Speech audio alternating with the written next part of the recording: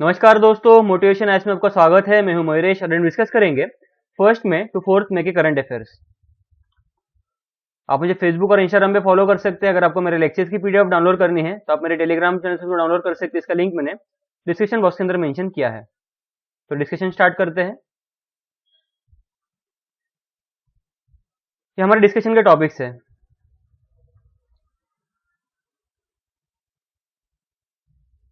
हमारा first topic है non alignment movement summit. तो रिसेंटली नाम का समिट हुआ था वीडियो कॉन्फ्रेंसिंग के द्वारा कोविड-19 क्राइसिस को डिस्कस करने के लिए। तो इंडिया के प्राइम मिनिस्टर श्री मोदी जी ने भी इसके अंदर पार्टिसिपेट किया था। तो इस समिट का टाइटल है वी स्टैंड टुगेदर अगेंस्ट कोविड-19। तो लास्ट नाम समिट हुआ था 2019 में अजरबैजान के अंदर, और अजरबैजान फिलहाल इसका प्रेसिडेंट भी है। तो नॉन अलाइनमेंट मूवमेंट की हम बेसिक्स में डिस्कस कर लेते हैं।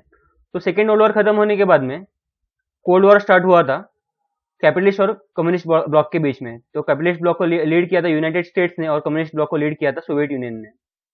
तो जो कंट्रीज इनके कोल्ड वॉर पॉलिटिक्स में फंसना नहीं चाहते थे और जो न्यूट्रल रहना चाहते थे, उन्होंने नाम की स्थापना की। तो 1955 के एशिया अफ्रीका बंडुंग कॉन्फ्रेंस जो कि हुआ था इंडोनेशिया के अंदर, इसमें इसका बेसिक कंसेप्ट रखा गया। और 1961 के अंदर बेलग्रेड कॉन्फ्रेंस में इसका फर्स्ट कॉन्फ्रेंस हुआ और नाम की यहाँ पे स्थापना हो गई। इसके जो फाउंडर लीडर्स थे वो थे यूगोस्लोविया, इजिप्ट, इंडिया, घाना और इंडोनेशिया के लीडर्स। तो इंडिया के तभी के प्राइम मिनिस्टर थे जवाहरलाल नेहरू। तो नाम का कोई फॉर्मल कॉन्स्टिट्यूशन नहीं है या फिर उसका कोई परमानेंट सेक्रेटरी यहाँ पे नहीं है। और यूनाइटेड नेशंस के बाद में मेंबर्स के तौर पे सेकेंड लार्जेस्ट प्लेटफॉर्म है पूरे वर्ल्ड में। तो फिलहाल इसके 120 मेंबर्स हैं। इंडिया भी इसका मेंबर है।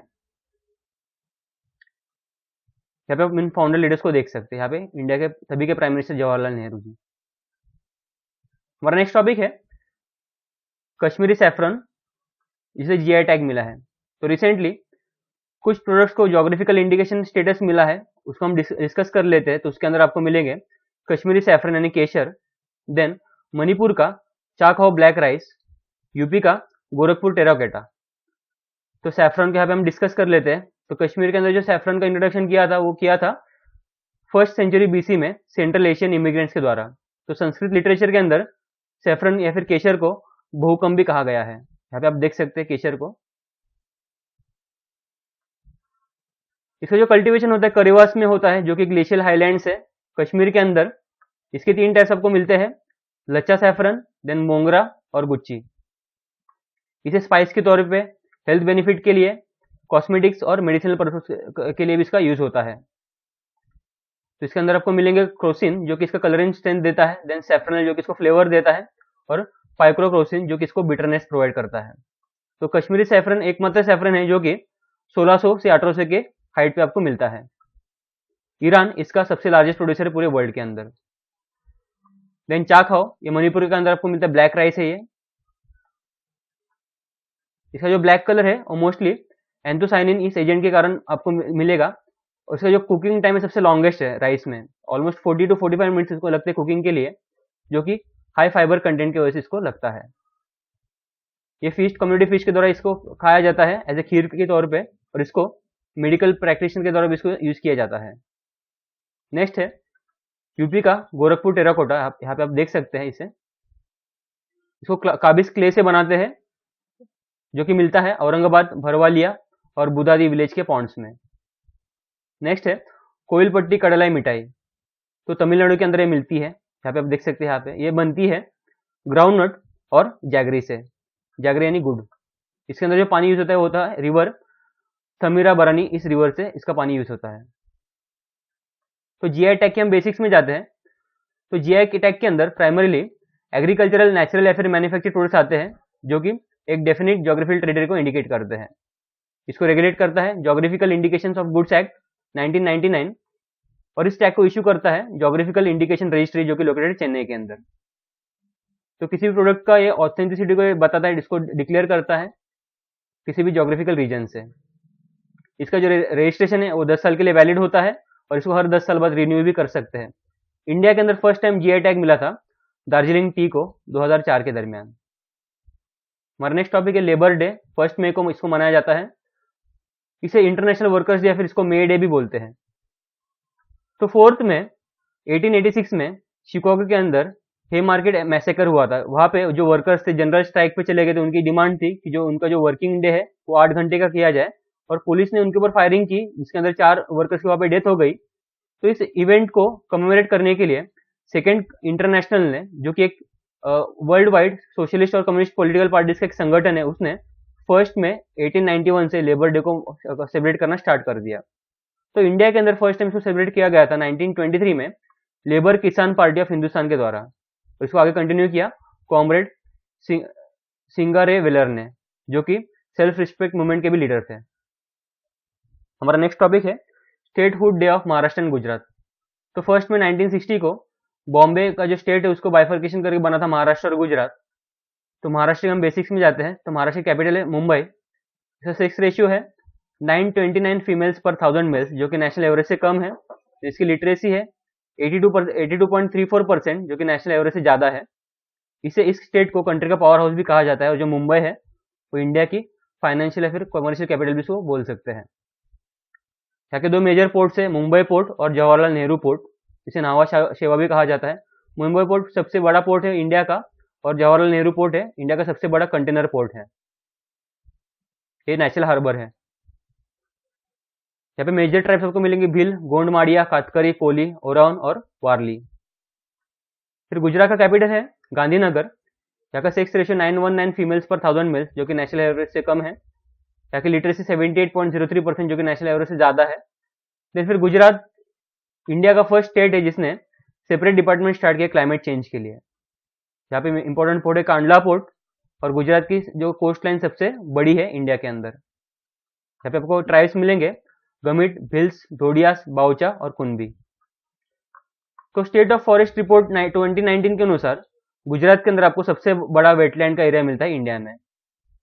आपके लिए क्वेश्चन है कि रामसर वेटलैंड साइट में इंडिया का सबसे फर्स्ट रामसर साइट कौन सी, आपको कमेंट सेक्शन में इसका आंसर देना है।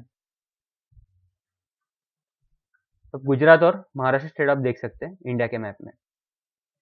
नेक्स्ट टॉपिक है international financial services centres authority. तो सेंट्रल गवर्नमेंट ने इस अथॉरिटी को फिलहाल एस्टेब्लिश किया है। इसके हेडक्वार्टर्स आपको मिलेंगे गांधीनगर, गुजरात के अंदर। और ये अथॉरिटी सभी फाइनेंशियल सर्विस को रेगुलेट करेगी जो कि आईएफएससी के अंडर आते हैं। तो जिन फाइनेंशियल प्रोडक्ट्स को पहले रेगुलेट करती थी आरबीआई से भी, उनको अभी रेगुलेट करेगी ये अथॉरिटी, आईएफएससी अथॉरिटी। ये 9 मेंबर बॉडी है जिसके अंदर अपॉइंटमेंट करता है सेंट्रल गवर्नमेंट। इसका एक चेयरपर्सन है। फिर इसके 4 मेंबर्स आते हैं आरबीआई, सेबी, आईआरडीएआई और पीएफआरडी से। 2 मेंबर्स आते हैं मिनिस्ट्री ऑफ फाइनेंस से, और 2 मेंबर्स का जो चुनाव होता है वो रिकमेंडेशन, सिलेक्ट कमेटी के रिकमेंडेशन पे होता है। इन सभी मेंबर्स की जो टर्म है 3 साल की है, वो रीअपॉइंटमेंट के लिए भी एलिजिबल है। तो आईएफएससी काम क्या करती है? तो इंडिया के अंदर फाइनेंशियल सर्विस को प्रमोट करना। जो भी पहले ऑफशोर यानी इंडिया के बाहर जो फाइनेंशियल सर्विसेज हुआ करते थे, ट्रांजेक्शन हुआ करते थे, अभी इंडिया के अंदर उनको रेगुलेट करना। फिर इंडिया के जो कॉर्पोरेट मार्केट है और इंडिया के जो ग्लोबल फाइनेंशियल मार्केट्स है उसको एक्सेस प्रोवाइड करके देना, उनका डेवलपमेंट कर देना। तो इंडिया के अंदर फर्स्ट आईएफएससी एस्टेब्लिश हुआ है गिफ्ट सिटी गुजरात के अंदर। ये गांधीनगर के अंदर आपको मिलेगा। नेक्स्ट टॉपिक है 1.6 billion risk losing jobs. ILO ने ये रिपोर्ट दिया है। तो रिसेंटली इंटरनेशनल लेबर ऑर्गेनाइजेशन ने ये वार्न किया कि पूरे वर्ल्ड के अंदर almost half of the global workforce इसका जॉब जो है लाइवलीहुड डिस्ट्रॉय हो सकता है कोविड-19 के चलते। और सबसे ज्यादा यहाँ पे नुकसान होगा इनफॉर्मल सेक्टर्स के वर्कर्स को। तो इनफॉर्मल सेक्टर यानी अनऑर्गेनाइज सेक्टर, जो कि कंट्री के इकोनॉमी के टैक्सेशन के अंदर नहीं आता और गवर्नमेंट इसको रेगुलेट नहीं करती, बट पुअर पीपल को सबसे ज्यादा इकोनॉमिक अपॉर्चुनिटी प्रोवाइड करती है इनफॉर्मल सेक्टर। ये जीडीपी के कैलकुलेशन के अंदर भी इसको काउंट नहीं करते। तो इनफॉर्मल सेक्टर फिर अनऑर्गेनाइज सेक्टर के वर्कर्स के सोशल सिक्योरिटी के लिए इंडिया के गवर्नमेंट ने प्रधानमंत्री श्रम योगी मानधन योजना को लॉन्च किया है। एक पेंशन स्कीम है। तो आईएलओ के हम बेसिक्स में जाते हैं। 1919 में इसे ट्रीटी ऑफ वर्सेलिस के द्वारा बनाया गया था, और एजेंसी थी लीग ऑफ नेशंस के अंदर। इसके हेडक्वार्टर्स आपको मिलेंगे जिनेवा, स्विट्जरलैंड के अंदर। तो 1946 में लीग ऑफ नेशन का डिसबैंड, इसको बर्खास्त किया गया, और इसके जो पावर्स एंड फंक्शंस है आईएलओ के, उसे ट्रांसफर किए गए यूनाइटेड नेशंस की, और यूनाइटेड नेशंस की फर्स्ट स्पेशलाइज्ड एजेंसी बनी। इसे 1969 में नोबेल पीस प्राइज भी मिला है, और यूनाइटेड नेशंस की एकमात्र ट्राई पार्टी एजेंसी जिसके अंदर 187 मेंबर कंट्रीज के गवर्नमेंट्स, एम्प्लॉयर्स और वर्कर्स एक प्लेटफॉर्म पे आके काम करते हैं। नेक्स्ट टॉपिक है final report on national infrastructure pipeline. तो रिसेंटली एक टास्क फोर्स बनी थी एनआईपी के ऊपर, जिसको हेड किया था अतनु चक्रवर्ती इन्होंने। इनके फाइनल रिपोर्ट अभी सबमिट हो चुके हैं, तो इसके हम बेसिक्स में जाते हैं एनआईपी के। तो सभी इंफ्रास्ट्रक्चर प्रोजेक्ट्स को ये बढ़ावा देता है, इसको प्रमोट करता है, उनसे job creation, ease of living और इक्विटेबल एक्सेस हो उसको ये प्रमोट करता है नेशनल इंफ्रास्ट्रक्चर पाइपलाइन। तो इसके अंदर जो प्रोजेक्ट आते हैं वो सभी economic and social infrastructure projects आते हैं, और ग्रीनफील्ड और ब्राउनफील्ड प्रोजेक्ट भी इसके अंदर आते हैं। ग्रीनफील्ड प्रोजेक्ट यानी क्या, जो कि पूरे नए होते, फ्रेश होते हैं, और ब्राउनफील्ड प्रोजेक्ट यानी क्या, जो ऑन गोइंग प्रोजेक्ट होते हैं, उनको हम बोलते हैं ब्राउनफील्ड प्रोजेक्ट्स। इस एनआईपी का मकसद है कि 2024-25 तक इंडिया के इकोनॉमी को $5 ट्रिलियन जीडीपी तक उसको पहुंचाया जाए। नेक्स्ट है हिजबुल्ला। तो रिसेंटली जर्मनी ने हिजबुल्ला को एज एन टेरर ग्रुप करके घोषित कर दिया गया है। तो हिजबुल्ला एक शिया इस्लामिस्ट ग्रुप है, पॉलिटिकल पार्टी है लेबनान के अंदर। इसको फॉर्मेशन किया था 1980s में ईरान के द्वारा। तो हिजबुल्ला जो ग्रुप है ईरान का एज एन प्रोक्सी एक्ट करता है इसराइल के खिलाफ। यहाँ पे आप देख सकते हैं मैप के अंदर, ये मिडिल ईस्ट का मैप है। यहाँ पे सीरिया, यहाँ पे इसराइल, और इसके बीच में आपको दिखेगा लेबनान, जो कि टच होता है मेडिटेरियन सी को। तो यहाँ पे मेडिटेरियन सी, यहाँ पे ब्लैक सी, कैस्पियन सी, अरल सी, यहाँ पे अरेबियन सी, यहाँ पे रेड सी, यहाँ पे Persian gulf, gulf of Oman, gulf of Aden. आपके लिए एक क्वेश्चन है कि पर्शियन गल्फ और गल्फ ऑफ ओमान को कौन सा स्टेट जोड़ता है? इसका आंसर आपको कमेंट सेक्शन में देना है। हमारा नेक्स्ट टॉपिक है कॉमन सर्विसेज सेंटर। तो गवर्नमेंट ने रिसेंटली 2000 कॉमन सर्विस सेंटर की हेल्प ली है रूरल एरियाज के अंदर एसेंशियल गुड्स को पहुंचाने के लिए। तो कॉमन सर्विस सेंटर जो कि डिजिटल इंडिया प्रोग्राम का एक कॉर्नर स्टोन है, और विलेज के अंदर इलेक्ट्रॉनिक सर्विस को डिलीवरी करने का काम करता है common service centre. As an change agent act करता है, रूरल एंटरप्रेन्योरशिप को प्रमोट करता है, और रूरल कैपेसिटी को ये बिल्ड करता है। तो कॉमन सर्विस सेंटर का जो प्रोजेक्ट है वो कॉम्पोनेंट है नेशनल ई गवर्नेंस प्लान का, जो कि स्थापन हुआ था 2006 में। हमारा नेक्स्ट टॉपिक एरो इंडिया। तो रिसेंटली मिनिस्ट्री ऑफ डिफेंस ने एरो इंडिया के 13th एडिशन को वहां पे डिक्लेयर कर दिया है, जो कि होगा 2021 में एयरफोर्स स्टेशन कर्नाटक के अंदर। तो ये biennial international military civil air show है। बाइनियल यानी क्या, 2 साल में एक बार होता है। तो 2021 का एरो इंडिया जो होगा, इसको ऑर्गेनाइज करेगी डिफेंस एग्जीबिशन ऑर्गेनाइजेशन, जो कि मिनिस्ट्री ऑफ डिफेंस के अंडर आता है। 2019 का जो एरो इंडिया हुआ था उसको ऑर्गेनाइज किया था हिंदुस्तान एरोनॉटिकल लिमिटेड ने। तो डिफेंस एग्जीबिशन ऑर्गेनाइजेशन हम बेसिक्स में जाते हैं, ऑटोनोमस बॉडी है, इसकी स्थापना की गई थी 1981 में, और ये इंडिया के डिफेंस इंडस्ट्री के प्रोडक्ट्स को ये एक्सपोर्ट के लिए प्रमोशन करता है, और इंटरनेशनल एग्जीबिशन को भी ये प्रमोट करता है। हमारा नेक्स्ट टॉपिक है माइनॉरिटी एजुकेशनल इंस्टीट्यूशंस। तो NEET national eligibility cum entrance test, जो कि मेडिकल कॉलेज के एडमिशन के लिए मैंडेटरी है, तो कुछ माइनॉरिटी इंस्टीट्यूशंस ने इसका विरोध किया था। तो सुप्रीम कोर्ट ने कहा कि ये मैंडेटरी है, सभी माइनॉरिटी इंस्टीट्यूशंस को भी ये देना ही पड़ेगा, उनके लिए कंपलसरी है। तो माइनॉरिटी एजुकेशन इंस्टीट्यूशन के हम बेसिक्स में जाते हैं। तो हमारे कॉन्स्टिट्यूशन में कहीं पे भी माइनॉरिटी टर्म वहां पे डिफाइंड नहीं है। तो आर्टिकल 30 के अनुसार सभी माइनॉरिटीज जो कि लिंग्विस्टिक और रिलीजियस को हम यहाँ इंडिया में कंसिडर करते हैं, तो उन सभी माइनॉरिटीज को अपना एजुकेशन इंस्टीट्यूशन को एस्टेब्लिश करने का और उसे एडमिनिस्ट्रेट करने का फंडामेंटल राइट है। देन हमारा नेक्स्ट टॉपिक है मल्टी सिस्टम इन्फ्लेमेटरी स्टेट। तो recently paediatric intensive care society, जो कि यूके के अंदर बेस्ड है, उसने जो भी चिल्ड्रन है उनके अंदर मल्टी सिस्टम इन्फ्लेमेटरी स्टेट, इसके जो सफरिंग बढ़ते जा रहे हैं, और उसको कोविड-19 से उसको रिलेट किया है। तो मल्टी सिस्टम इन्फ्लेमेटरी स्टेट क्या है, इसको हम देख लेते हैं। तो इसके अंदर ब्लड वेसल्स का इन्फ्लेमेशन होता है, लो ब्लड प्रेशर होता है, और उसके कारण जो भी लंग्स एंड बाकी के जो ऑर्गन्स उसके अंदर फ्लूइड का बिल्टअप हो जाता है। तो इसके अंदर आपको ओवरलैपिंग सिम्टम्स भी दिखते हैं, जैसे कि टॉक्सिक शॉक सिंड्रोम और कवासाकी डिसीज। तो टॉक्सिक शॉक सिंड्रोम क्या है कि किसी भी ह्यूमन बीइंग की बॉडी के अंदर बैक्टीरिया अटैक कर देता है और हार्मफुल टॉक्सिन्स को रिलीज कर देता है। देन कवासाकी डिसीज के अंदर ये एक एक्यूट इन्फ्लेमेटरी डिसीज है, जो कि ब्लड वेसल्स के इन्फ्लेमेशन होता है इसके अंदर, और 5 साल के नीचे जो भी बच्चे हैं उनके अंदर इससे हार्ट अटैक आ सकता है। हमारा नेक्स्ट टॉपिक है डैम्स इन चाइना और ट्रांसबाउंडरी रिवर्स। तो रिसेंटली यूएस फंडेड स्टडी ने कहा कि चाइना जो मेकोंग रिवर के ऊपर डैम बना रही है, उसी कारण जो डाउन स्ट्रीम से कंट्रीज है उनको इफेक्ट हो सकता है। तो मेकोंग रिवर, इसे चाइना के अंदर इसको लैंगकैंग भी कहा जाता है। तो ये फ्लो होती है चाइना से, फिर म्यांमार, फिर लाओस, थाईलैंड, कंबोडिया और फिर वियतनाम में। तो फिर चाइना ने 2015 में ब्रह्मपुत्र रिवर के ऊपर भी एक प्रोजेक्ट बनाया था, उसका नाम जांगमू के यहाँ पे प्रोजेक्ट बनाया था। इंडिया ने इसके ऊपर कंसर्न भी जताए थे। तो इंडिया और चाइना जो है, इसके बीच में कोई वाटर शेयरिंग एग्रीमेंट नहीं है, और दोनों नेशन जो है हाइड्रोलॉजिकल डेटा को यहाँ पे शेयर करते हैं, और जो डेटा है वो ड्रॉट्स, फ्लड्स और हाई वाटर डिस्चार्ज के वार्निंग को यहाँ पे हेल्प करता है।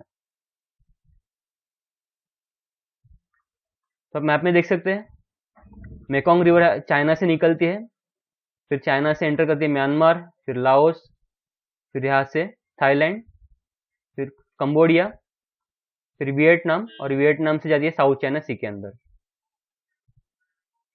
फिर ब्रह्मपुत्र रिवर है, वो भी चाइना से तिब्बत से निकलती है, और यहाँ पे यू टर्न मार के इंडिया में एंटर करती है अरुणाचल प्रदेश के अंदर। अरुणाचल से वो एंटर करती है आसाम के अंदर, फिर आसाम से एंटर करती है बांग्लादेश के अंदर। आपके लिए यहाँ पे क्वेश्चन है कि ब्रह्मपुत्र रिवर को चाइना के अंदर क्या कहा जाता है, इसका आंसर आपको कमेंट सेक्शन में देना है। हमारा नेक्स्ट टॉपिक है एनुअल स्पेशल 301 रिपोर्ट। इस रिपोर्ट को रिलीज किया यूनाइटेड स्टेट्स ट्रेड रिप्रेजेंटेटिव ने। तो यूनाइटेड स्टेट्स के जो भी कंपनीज और प्रोडक्ट्स को बाकी के कंट्रीज के अंदर जो भी intellectual property laws as an trade barrier करके वहां पे इफेक्ट करते, उन सभी को आइडेंटिफाई करता है ये रिपोर्ट। तो इस रिपोर्ट ने इंडिया को प्रायोरिटी वॉच लिस्ट में रखा गया है, इंडिया को, और इंडिया के जो इंटेलेक्चुअल प्रॉपर्टी राइट्स है वो एडिक्वेट नहीं है, उसका प्रोटेक्शन एडिक्वेट नहीं है कहा गया है उनके द्वारा। तो इस रिपोर्ट ने अर्ज किया कि India Singapore treaty on law of trade marks को ज्वाइन करे। नेक्स्ट टॉपिक है एशिया पैसिफिक इकोनॉमिक कोऑपरेशन। तो रिसेंटली एपेक ये रीजन के अंदर 2.7% इकोनॉमिक डिक्लाइन होने वाला 2020 में कोविड-19 के चलते ये सामने आया है। तो एपेक एक रीजनल इकोनॉमिक फोरम है जिसकी स्थापना हुई थी 1989 में एशिया पैसिफिक कंट्रीज के डेवलपमेंट के लिए। ये 21 मेंबर ग्रुप है, इंडिया इसका मेंबर नहीं है। इसके हेडक्वार्टर्स आपको मिलेंगे सिंगापुर के अंदर। तो एपेक के आप मेंबर कंट्रीज यहाँ पे देख सकते हैं ग्रीन में, इंडिया इसका मेंबर नहीं है। हमारा नेक्स्ट टॉपिक है बर्बरीन एंड अल्जाइमर्स। तो recently Jawaharlal Nehru centre for advance scientific research ने बर्बरीन के स्ट्रक्चर को मॉडिफाई किया है बर्डी के अंडर, जो कि अल्जाइमर्स के डिसीज को इनिबिट करके यानी इसको स्लो डाउन करेगा। तो बर्बरीन एक केमिकल है जो कि आपको मिलेगा बहुत सारे प्लांट्स के अंदर, और टर्मरिक के अंदर जो कर्क्यूमिन मिलता है उससे सिमिलर है। इसे इंडिया और चाइना में फाउंड होता है, और इसे ट्रेडिशनल मेडिसिन के अंदर भी इसको यूज करते हैं बर्बरीन को। तो Jawaharlal Nehru centre for advance scientific research एक ऑटोनोमस इंस्टीट्यूट है जो कि department of science and tech के अंडर आता है, गवर्नमेंट ऑफ इंडिया के अंडर। तो अल्जाइमर्स डिसीज के हम बेसिक्स में जाते हैं। एक प्रोग्रेसिव डिसऑर्डर है जो जिसके अंदर ब्रेन सेल्स का डिजेनरेशन और डेथ होता है, और एक न्यूरो डिजेनरेटिव डिसऑर्डर है जिसके अंदर डिमेंशिया भी हो सकता है। तो डिमेंशिया यानी क्या, एक कंडीशन है जिसके अंदर किसी भी पर्सन की मेमोरी डिक्लाइन हो सकती है, उसको लैंग्वेज में प्रॉब्लम आ सकता है, प्रॉब्लम सॉल्विंग में और थिंकिंग स्किल्स में उसका प्रॉब्लम आ सकता है, और जो डे टू डे एक्टिविटीज भी ठीक से पर्सन परफॉर्म नहीं कर पाता डिमेंशिया के कारण। तो अल्जाइमर्स को कोई क्योर है नहीं, इसे कोई इलाज नहीं है, बट इसको स्लो डाउन किया जा सकता है, और इसके कुछ एग्जैक्ट रीजन भी अभी तक इसको पता नहीं लगा। नेक्स्ट टॉपिक है एच कार्ड। इसका फुल फॉर्म है hospital care assistive robotic device. एक रोबोट है जो कि हेल्थ केयर वॉरियर्स को हेल्प करेगा फिजिकल डिस्टेंस मेंटेन करने के लिए कोरोना के पेशेंट से। इसको डेवलप किया है central mechanical engineering research institute के द्वारा, जो कि एक दुर्गापुर बेस्ड CSIR की लैब है। यहाँ पे आप देख सकते हैं एच कार्ड को। हमारा नेक्स्ट टॉपिक है new list of names of tropical cyclone. तो रिसेंटली इंडियन मेट्रोलॉजिकल डिपार्टमेंट ने एक लिस्ट को जारी किया जिसके अंदर 169 ट्रॉपिकल साइक्लोन्स के नाम है जो कि फ्यूचर में बे ऑफ बंगाल और इंडियन ओशन के अंदर ओरिजिनेट होंगे। इस रिपोर्ट को एडॉप्ट किया है WMO एस्केप के द्वारा, जो कि पैनल ऑन ट्रॉपिकल साइक्लोन्स है। इस पैनल के 13 मेंबर कंट्रीज है। तो इसके मेंबर्स है Bangladesh, India, Iran, Maldives, Myanmar, Oman, Pakistan, कटार, सऊदी, श्रीलंका, थाईलैंड, UAE और येमेन। ये सब इसके मेंबर्स हैं। तो WMO एस्केप पैनल की जो 27 सेशन हुआ था 2000 में मस्केट ओमान के अंदर, तो सभी मेंबर कंट्रीज ने एग्री किया था कि ट्रॉपिकल साइक्लोन्स के नेमिंग को वो वहाँ पे नेमिंग करना स्टार्ट कर देंगे। जो भी बे ऑफ बंगाल और अरेबियन सी के अंदर आएंगे। तो पैनल ऑन ट्रॉपिकल साइक्लोन्स के हम बेसिक्स में जाते हैं। तो ये एक इंटर गवर्नमेंटल बॉडी इसकी स्थापना हुई थी 1972 में। इसकी स्थापना की थी WMO और economic and social commission for Asia and Pacific के द्वारा। हमारा नेक्स्ट टॉपिक है erosion in Ladakh and Zanskar. तो Wadia institute of Himalayan geology के कुछ स्टूडेंट्स और साइंटिस्ट ने जास्कर रिवर के कैचमेंट एरिया को एक्सप्लोर किया है। तो वाडिया इंस्टीट्यूट एक ऑटोनोमस इंस्टीट्यूट है department of science and tech के अंडर, जो कि गवर्नमेंट ऑफ इंडिया के अंडर आता है।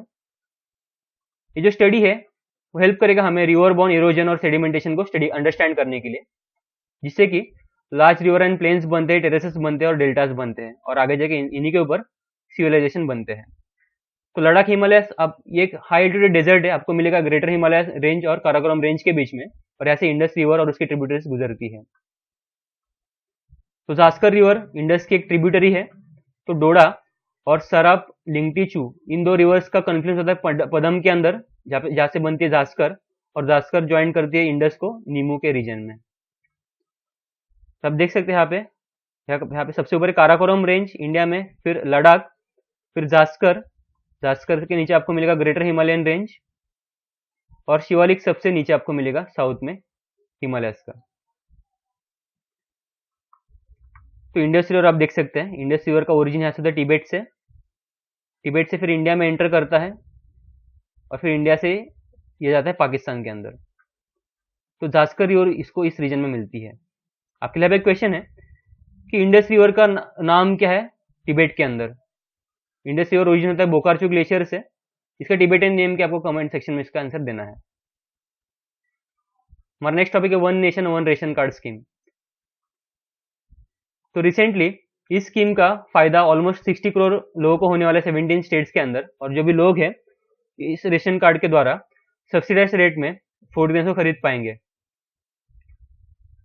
तो इस स्कीम को लॉन्च किया था one nation one ration card scheme को, जो कि माइग्रेंट से किसी भी स्टेट से अगर दूसरे स्टेट में चले गए तो वहाँ के रेशनिंग या वहाँ के पब्लिक डिस्ट्रीब्यूशन सिस्टम का यूज कर पाए और वहाँ पे सब्सिडाइज रेट में फूड ग्रेन्स खरीद पाए उसके लिए।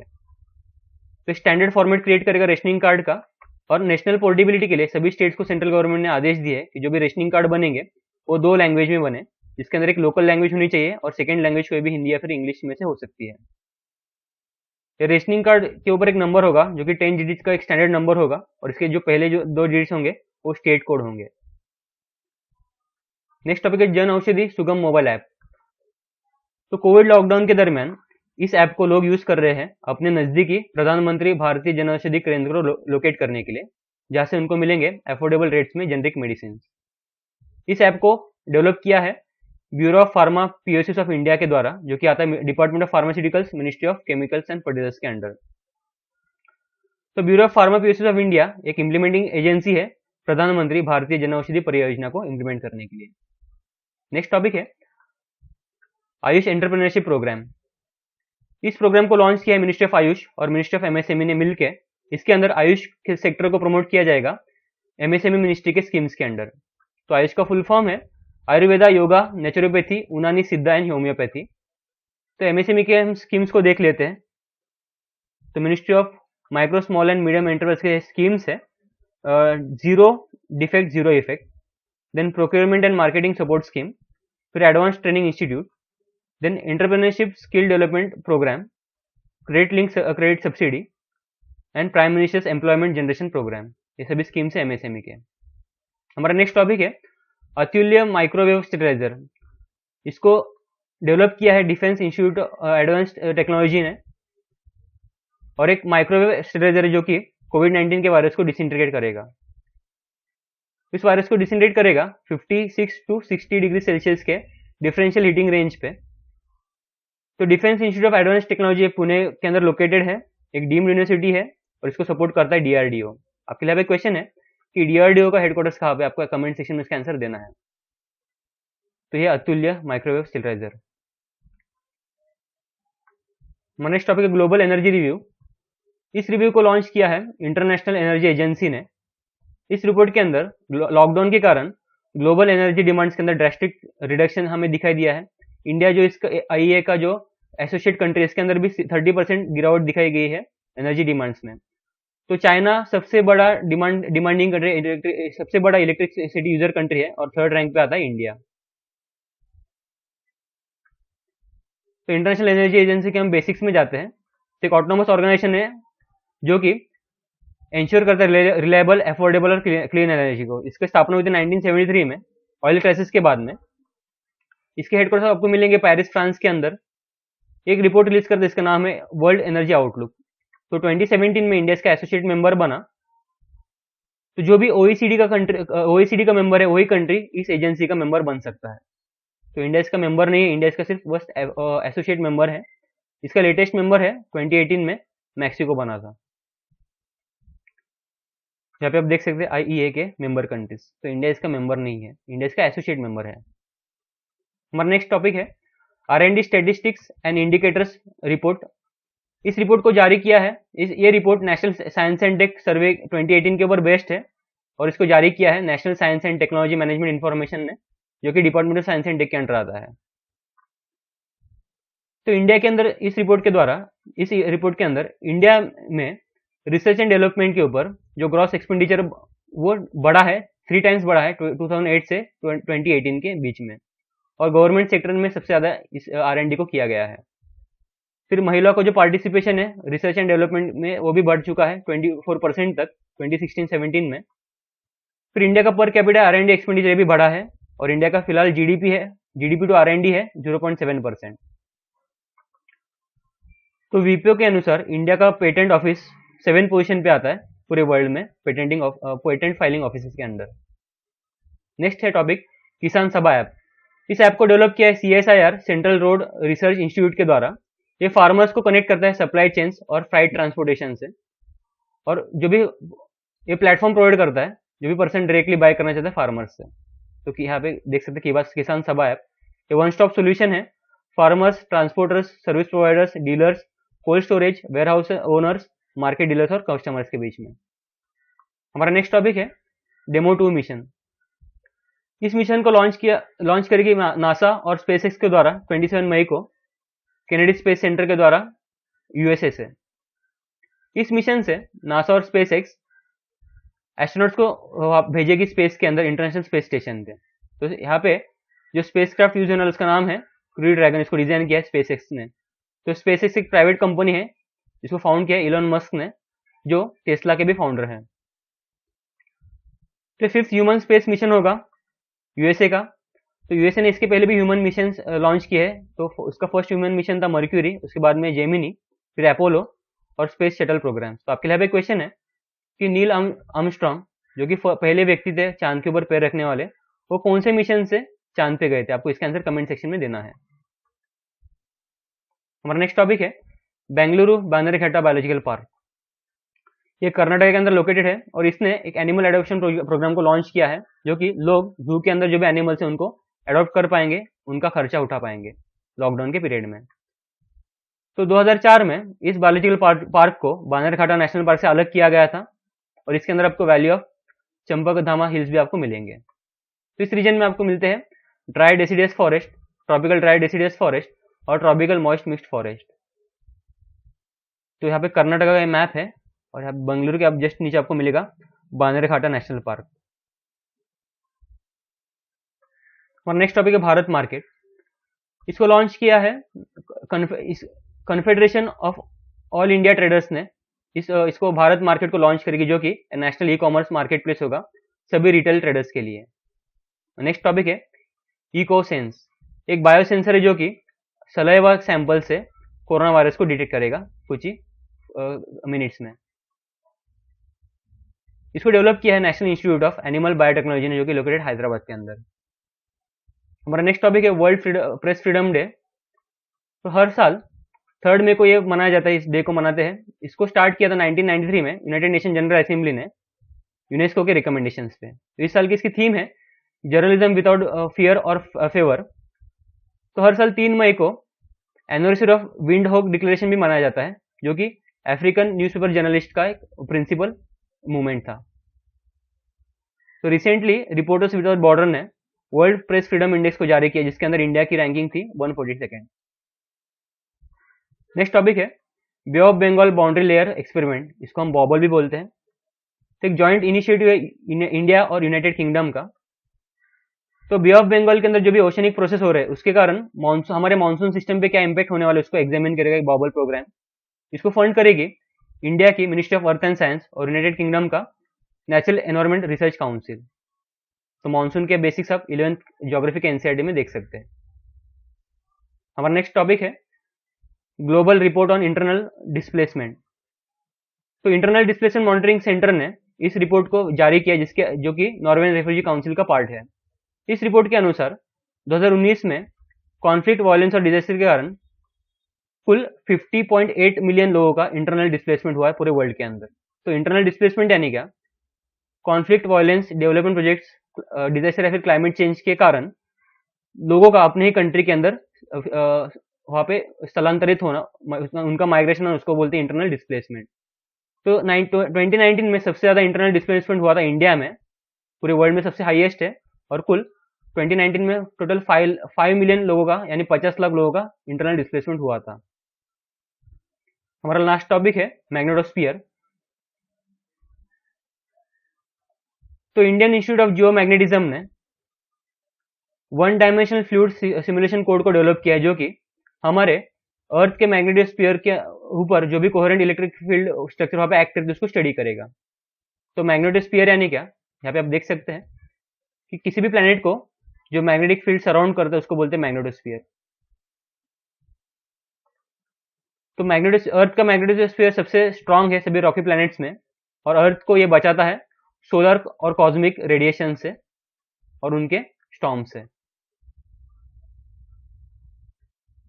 तो मैग्नेटोस्फीयर तैयार कैसे होता है? तो अर्थ के कोर में जो भी मोल्टन आयरन है उसकी जो कन्वेक्टिव मोशन होता है उसकी चार्ज पार्टिकल्स है, उसके कारण ये मैग्नेटोस्फीयर बनता है। तो इंडियन इंस्टीट्यूट ऑफ जियोमैग्नेटिज्म एक ऑटोनोमस बॉडी है department of science and tech के अंडर, जो कि लोकेटेड है नवी मुंबई, महाराष्ट्र के अंडर। तो आज की डिस्कशन में बस इतना ही। Thank you very much.